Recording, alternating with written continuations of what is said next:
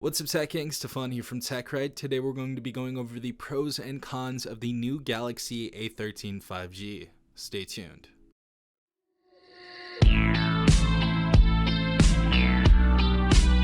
Alright everyone, hopefully you guys are having a good day. Hopefully everyone is safe. We have the A13 5G here. This just came out a few days ago and it's actually become quite a popular phone on my channel. So we're going to be going over the pros and cons of this device.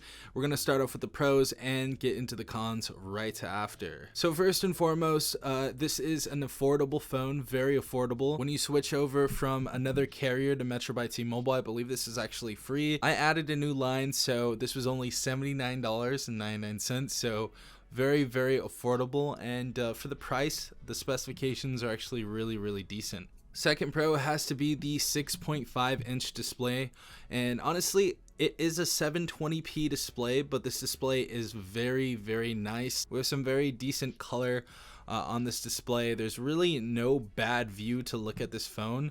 And of course we have a 90 hertz refresh rate, which is beautiful. I'm glad that they started doing this on the more budget Samsung devices, and I hope they continue to do this, but really liking the 90 hertz display. It definitely brings up that quality a lot.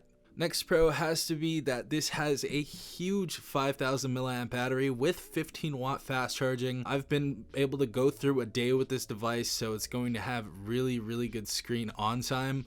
Honestly, I haven't seen a lot of 5000 milliamp batteries in phones around this price tag, so this is actually really good paired with that 15 watt fast charging. Next pro has to be the fingerprint sensor on this phone. To be quite honest, it's actually really good. Very quick, very responsive, and I have nothing bad to say about this. I actually like side mounted fingerprint sensors much better than in display or on the back of the phone. I just think it's, more efficient, way quicker, to be quite honest.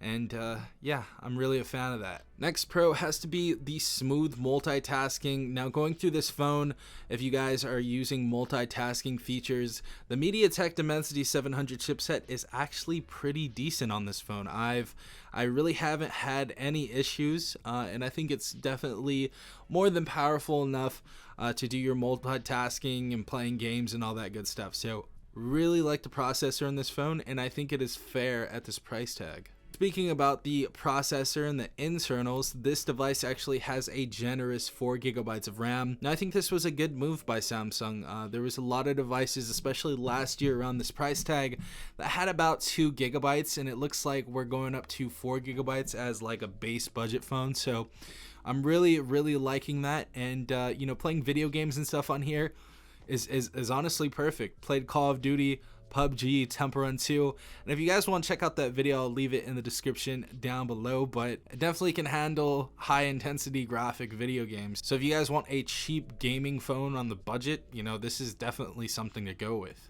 And the last pro that we have on this device is we have 64 gigabytes of internal storage, and we can actually expand this storage via micro SD card up to 1 terabyte, which is really good. But I've seen a lot of phones in the past only have 32 gigabytes of internal storage, and even phones that we just took a look at a few days ago only have 32 gigabytes of storage. I don't know what's up with that.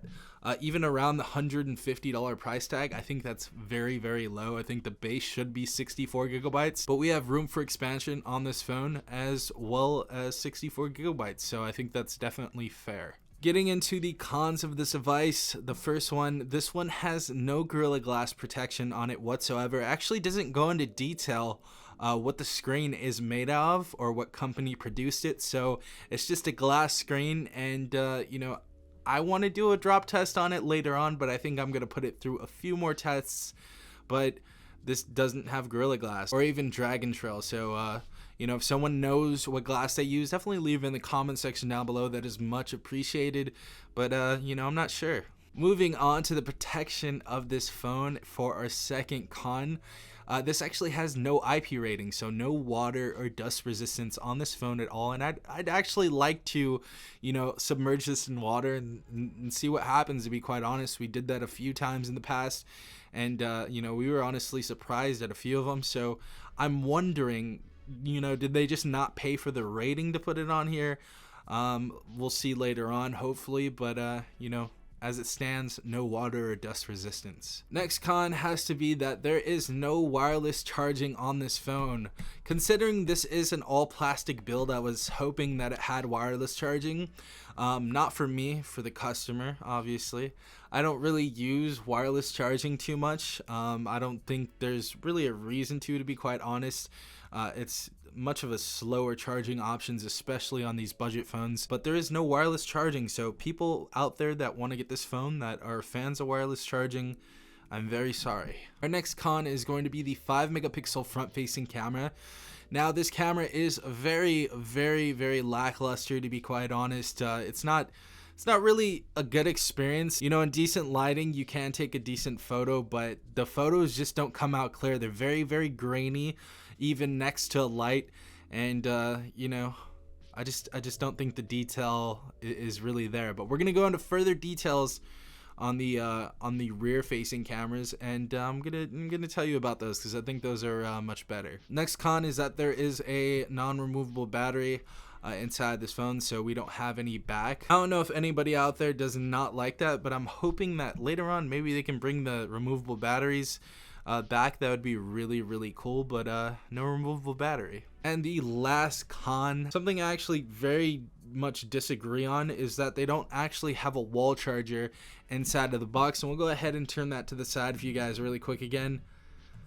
They pulled an Apple. So Samsung, even in their super budget phones, do not have a wall charger, but we do get a data cable, and that data cable is a USB Type-C to Type-C, so not USB Type-A to Type-C.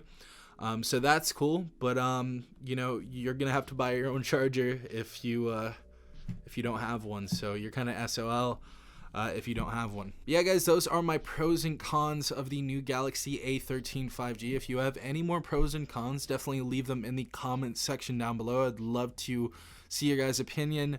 But hopefully you did enjoy this video. If you did, please leave a like down below, as well as subscribing if you are not a part of the Tech Gang already. Also, hit the notification bell if you guys want to be notified every time I upload a new video. This has been Safar from TechRight. Peace out, Tech Gang.